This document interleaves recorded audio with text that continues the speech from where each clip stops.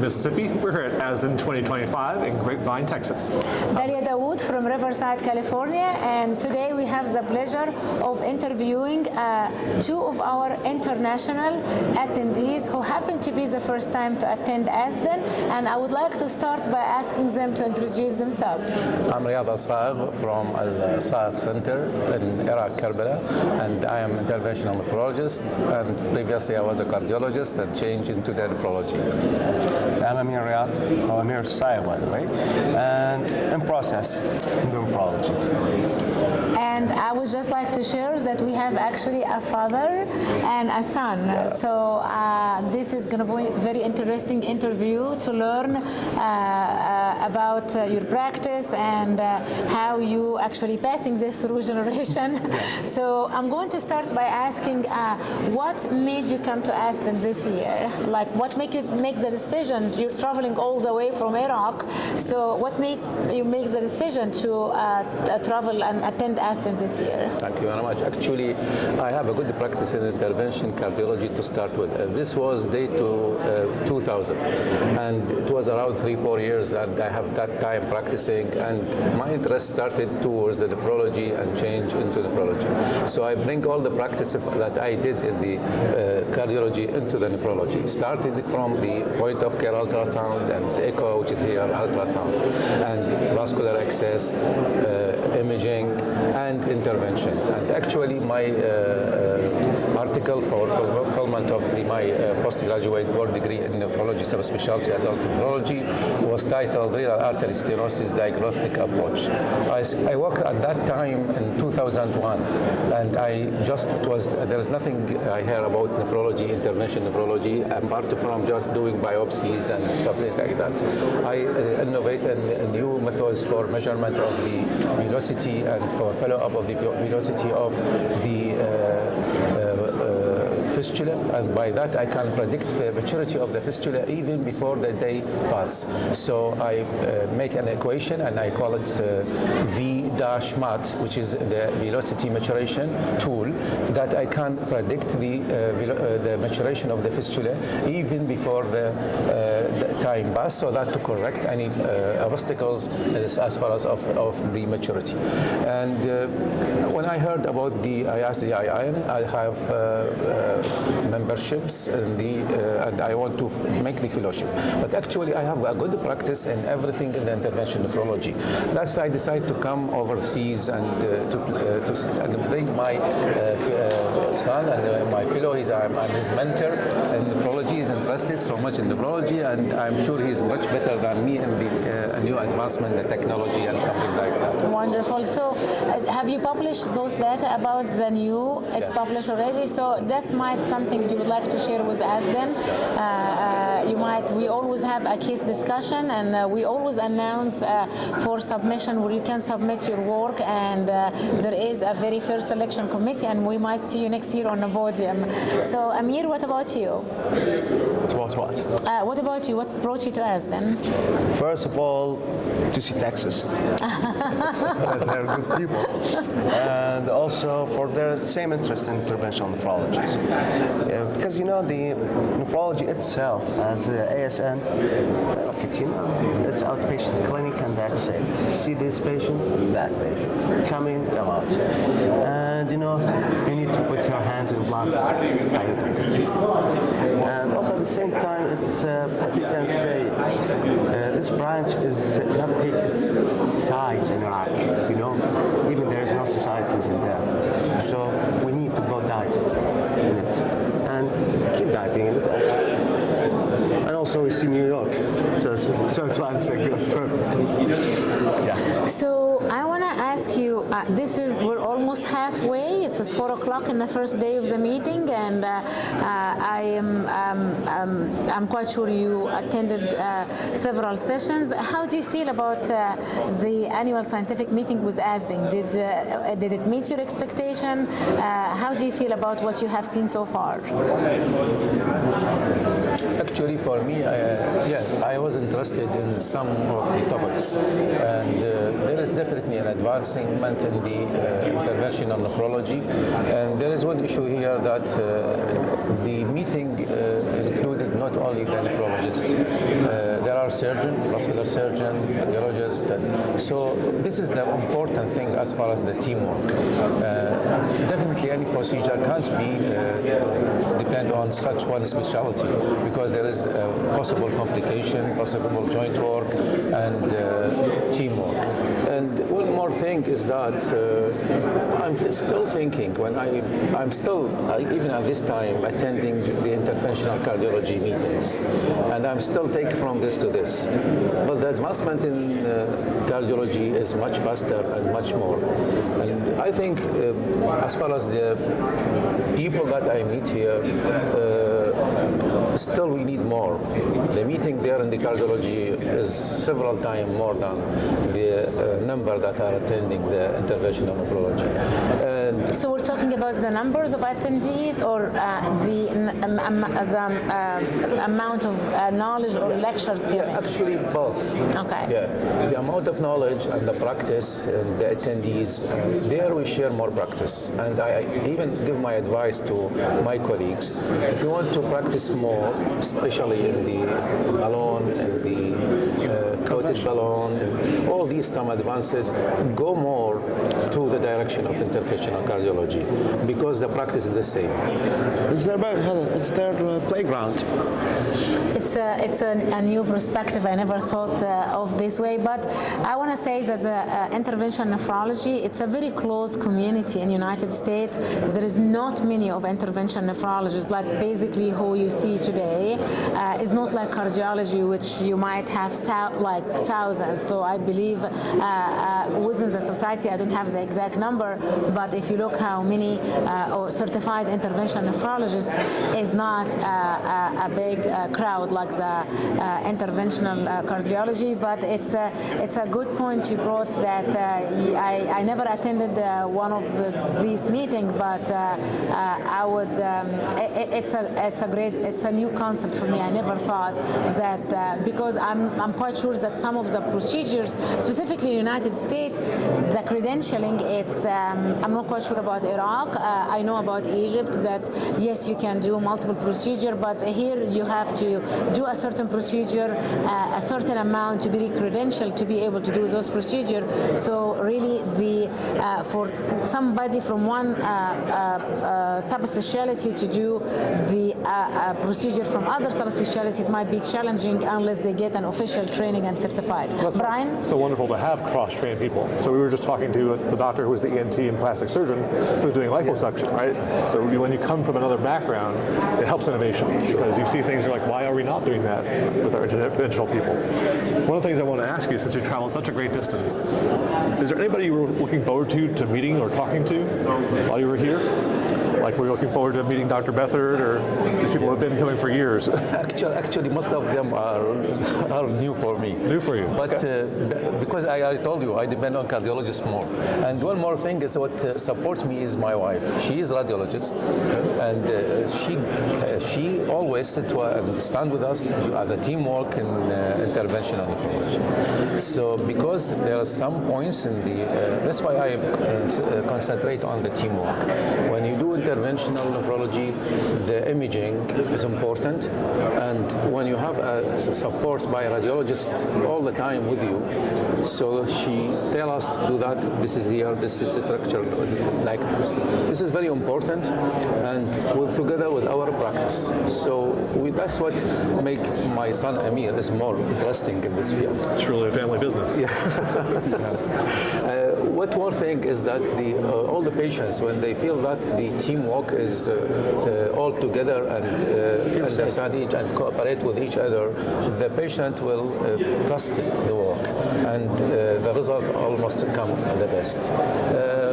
Actually, we published several papers because I'm supervisor of the postgraduate student in my country in general medicine and nephrology, and we published in the peer-reviewed journals, and until now are around 3 or 4 articles about the intervention, concentrating on the fistula, high flow, and maturity, and we are also contributing in our activities with the ASN and their activity.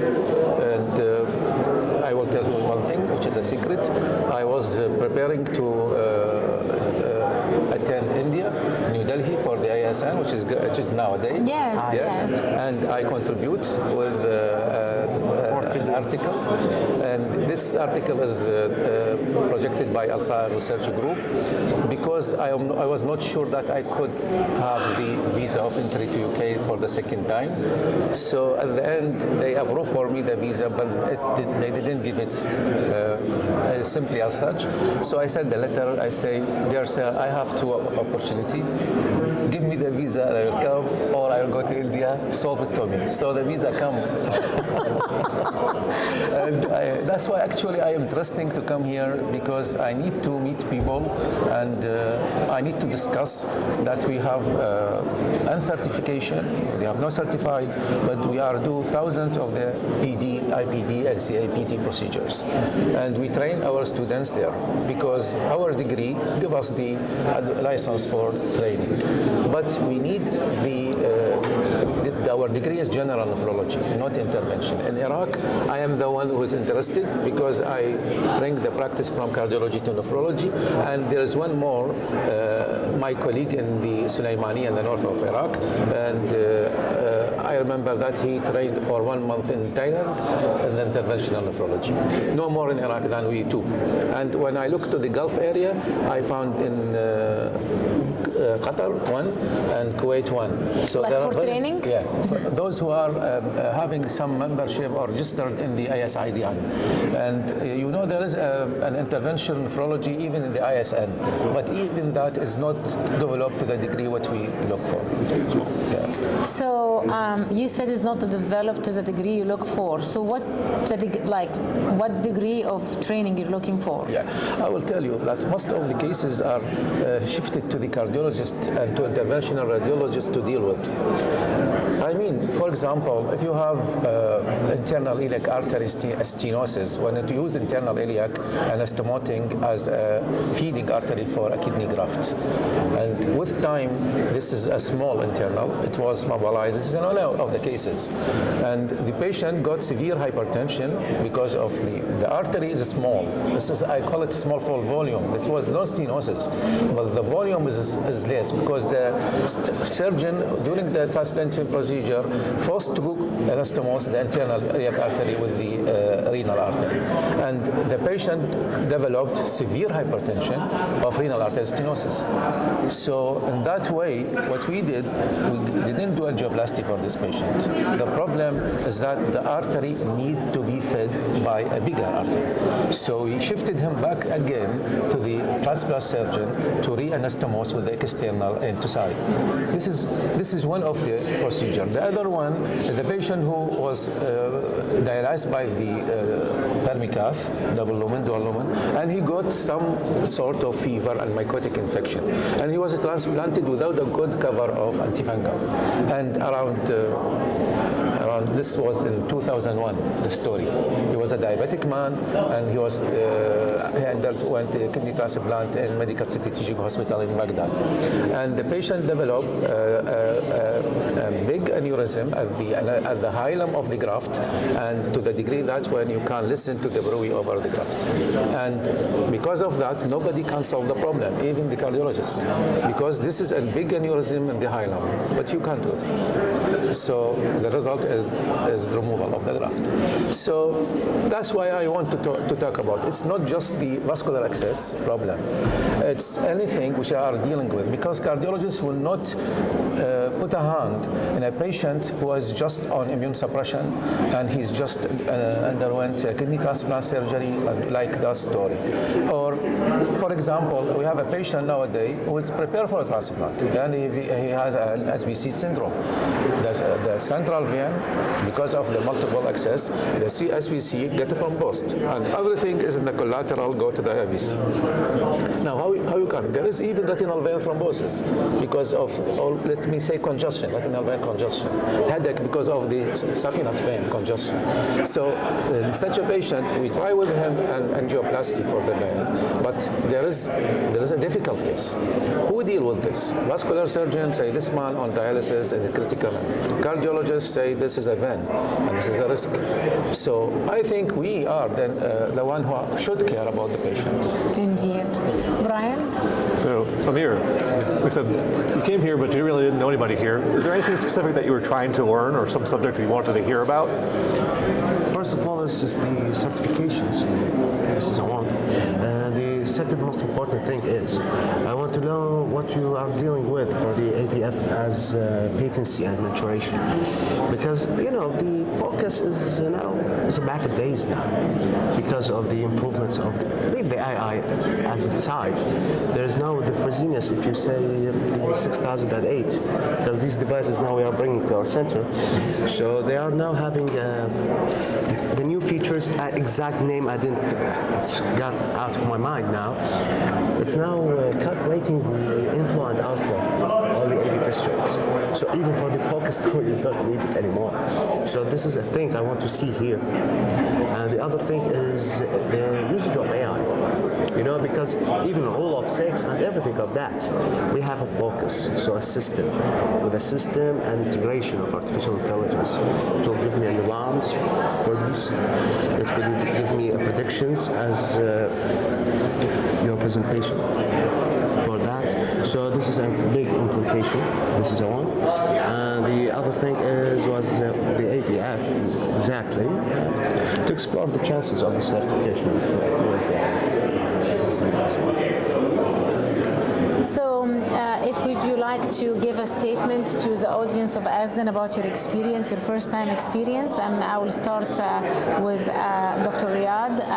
If you can look at our camera and say something to our members. First of all, I have to thank the American people for their hospitality, for their social. This is my second visit. The first visit I was attachment with my colleagues, the American colleague in the California Pacific Medical Center in the San Francisco.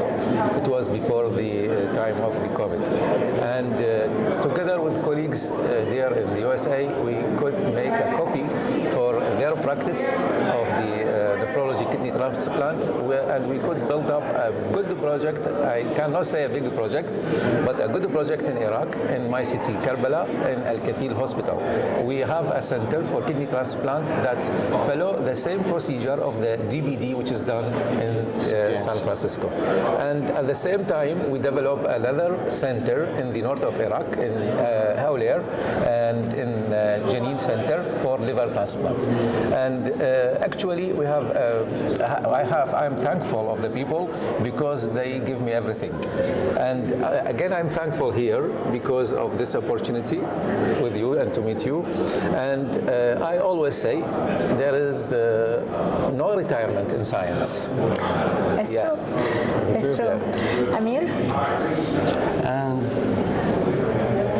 you need to come every year, as he said, because of the hospitalities of the Americans and the US people at all, and for their generosity also, and for the scientific programs and everything at all, with these subjectives and what we can say diverse criteria. And there's just one thing to add. If we could add what you can say, more workshops, as a workshop, just that, as workshops with the conference, and it's perfect. No comment added. Wonderful. We did enjoy interviewing both of you. Best of luck with your adventure in Iraq, in Karbala, Iraq, for all of your hard work to taking care of patients over there. My understanding you have a couple of centers, and thank you for coming for the first time of ASDIN, and we really hope that it will not be your last time. We look forward to see you next year, and we look forward to interview you next year and for so many years to come. Thank you. Thank you very much. God bless. Thank you.